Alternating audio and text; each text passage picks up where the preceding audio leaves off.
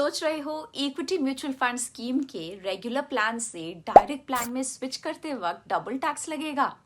अरे रिलैक्स, पहले capital gains tax को समझिए। ये म्यूचुअल फंड्स पे टैक्स है जो शॉर्ट टर्म या लॉन्ग टर्म गेन्स पे लगता है। फॉर एग्जाम्पल, अगर आप इक्विटी म्यूचुअल फंड को 1 साल से कम होल्ड करके रिडीम करो तो ये शॉर्ट टर्म कैपिटल गेन्स कहलाएंगे और इस पे 20% शॉर्ट टर्म कैपिटल गेन्स यानी कि STCG टैक्स लगेगा। और अगर इक्विटी फंड स्कीम को 1 साल से ज्यादा होल्ड करके रिडीम करो तो वो लॉन्ग टर्म कैपिटल गेन्स कहलाएंगे। और अगर ये gain 1.25 lakh rupees per year से ज्यादा हो तो 12.5% लॉन्ग टर्म कैपिटल गेन्स यानी कि LTCG लगेगा।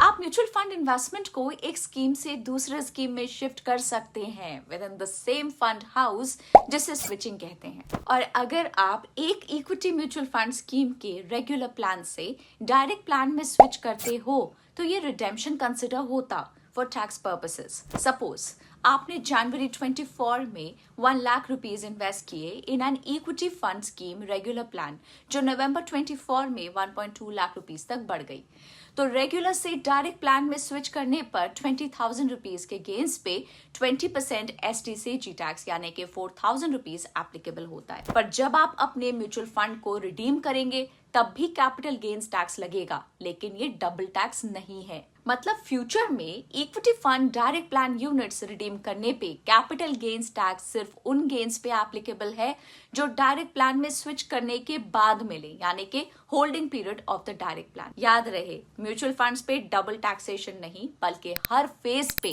कैपिटल गेन्स टैक्स अलग से कैलकुलेट होता है।